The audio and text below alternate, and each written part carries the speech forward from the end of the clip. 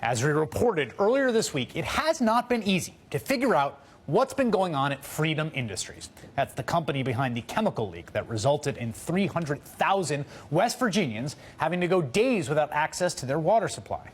The company even refused to answer our questions about the name of its president. We did know a little bit. We knew Freedom Industries came into existence in its current form just on December 31st after a merger with 3 other companies. We know that on January 9th, state officials discovered that there were 7,500 gallons of a coal cleaning agent leaking from one of their tanks, an agent that can cause vomiting, diarrhea, and other health problems, and it was leaking into the Elk River.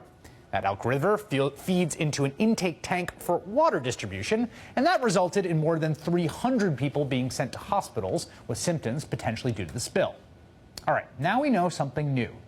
Today, Freedom Industries filed for Chapter 11 bankruptcy in a move that appears designed to help it protect it from creditors and more than 24 lawsuits that residents and business owners have already filed. In fact, if today's court filings are to be believed, it's a staggeringly brazen attempt to do just that. When a company files for Chapter 11, it has to find another company or financer to lend it the money to restructure. In exchange for lending money to a company in such dire straits and bankruptcy, that entity, the one doing the lending, it gets first dibs at the company's assets if that company goes totally under. Well, today, as Twitter user NYC Southpaw first pointed out, a company called Mountaineer Funding LLC stepped up to provide Freedom Industries with its bankruptcy financing. Mountaineer Funding is not a very well-known company for the simple reason it hasn't existed before today. Yes, that's right. Mountaineer Funding LLC was incorporated today, according to this document filed with the state up on their website. And the first person listed as its officer, one of only 2 officers, is a man by the name of J. Clifford Forrest. And if the name Cliff Forrest rings a bell, it might be because Cliff Forrest is the man identified in today's Washington Post as the current owner of, you guessed it, Freedom Industries. So here's what it looks like is being set up to happen. Freedom Industries, with its massive legal liability for taking out 1/6 of West Virginia's water supply, is quietly killed, filing for bankruptcy. Its assets are taken over by a company that gave it bankruptcy financing. That company is called Mountaineer Financing, and it's owned by a man whose name bears a striking resemblance to Freedom Industries' current owner. Mountaineer emerges from the ashes with the same assets, but without all that nasty legal baggage. And here's the best part.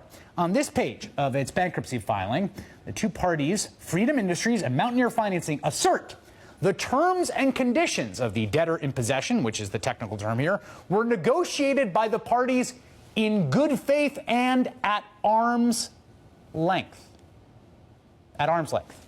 So, either there are 2 different Cliff Forrests who, through a cosmic coincidence, ended up working on the same bankruptcy deal, or there's one, and he's a man with mighty long arms. To recap, here is the history of the current iteration of Freedom Industries. Born December 31st, destroyed the water supply about a week later, and filed for bankruptcy to escape creditors 8 days after that. It's like a shooting star that leaves a trail of lawsuits and toxic chemicals in its wake. But the story of what's happening in West Virginia is about more than just one company. It is about industry takeover an entire state.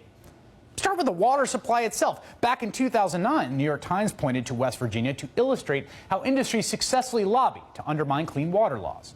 Children near Charleston had scabs and damaged teeth due to tap water reportedly tainted by waste from nearby coal companies. Later that year, the state started approving partnerships that handed over responsibility for much of the water supply in the state to a private company called West Virginia American Water, which owns the water treatment facility and distribution network that was tainted in the spill. As detailed Thursday in the Huffington Post, West Virginia American Water has often been deployed to supply water in communities where the local supply has been corrupted by coal companies, with the costs of the project often falling largely to the public, not the coal companies that ruined the water supply. Meanwhile, the site of last week's spill of a chemical used to wash coal operated largely outside government oversight, with almost no state and local monitoring, the product of an environment in which the coal industry is king. If you have any doubts about that, consider the fact that West Virginia Governor Earl Ray Tomblin has been insisting that this was a chemical company incident, nothing to do with coal. And here's the exchange I had right after the spill with West Virginia Senator Joe Manchin. I know those who want to blame it on the coal industry. If it wasn't for the coal industry, you wouldn't have that. That's not a fair assessment whatsoever. Why is that you wouldn't have the country you had today if it wasn't for the coal industry.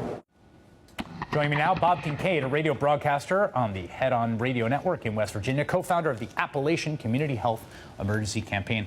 Bob, any reaction to the bankruptcy filings we saw today from Freedom Industries? Good evening, Chris. My first thought is that don't give up hope. They'll probably reincorporate day after tomorrow as Liberty Industries or maybe Ayn Rand Industries. That seems to be the road we're going down. Yeah, I mean, it's sort of amazing that you have the corporate history of the company was already so complicated the last time we had you on a few days ago. Now it looks like it's going through another iteration to, shed its liability. What about the water supply? What are people in West Virginia, in that part of West Virginia, being told? I'm hearing conflicting reports. And what is the experience they're having of whether the water is safe or not? Chris, there's no single answer to that. I'm seeing photographs on Facebook of people with chemical burns on their legs, chemical burns on their hands. This after they've been told that the water was safe. Nobody knows anything here. Everybody's trying to run away from this issue, whether it's Joe Manchin trying to blame the CDC, Representative Shelley Moore Capito saying she finds this all amusing, Earl Ray Tomlin saying don't blame the coal industry, or West Virginia American Water saying, well, they're doing their Sergeant Schultz. They know nothing. Well, but here's the question that I can't figure out. Who is determining whether the water is safe, and what's the criteria they're using? That seems like a simple question no one seems willing to answer. It would seem simple, Chris, but the fact of the matter is there are more and more reports coming out that say that there is no real answer.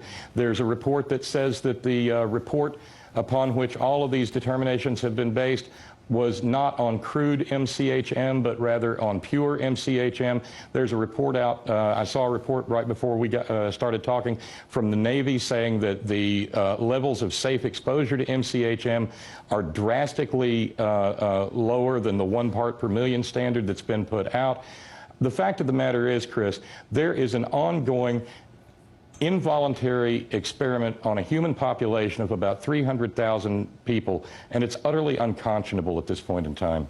I want to play some tape from a local news report. We've been getting reports out of West Virginia, people being told, okay, go use the water, and then stuff like this happens. Take a look. We had all of the windows open, and the smell was just so intense, and that was only after 10 minutes. And I was just worried about our kids, and I'm worried about other children. I'm worried about other families. And smell it on the dishes when we're bringing them out, especially anything that was plastic. I'm a little concerned that it leached into it. You're also being people are also being told that pregnant women shouldn't drink the water, or use the water, but other people can. Who gets held responsible ultimately here? I mean, this seems to me like you've got a situation in which industry so owns the mechanisms of every part of the West Virginia state apparatus that would apply accountability that no one can actually just give the basic scientific truth or look out for the public safety. Chris, that's an open question that's been open for in excess of 100 years here in West Virginia. This state has been a model for the liquidation of the commons for the good of business interests. Whether it's 100 years ago, people getting their land stolen from them under a broad form deed, or people losing their water supplies via deals with West Virginia American Water. Everything has been done in this state for the corporate good. We are a model we've been a model for 100 years of so much of what is being played out in other parts of the country today. Bob Kincaid from the Head On Radio Network. Thank you for your time.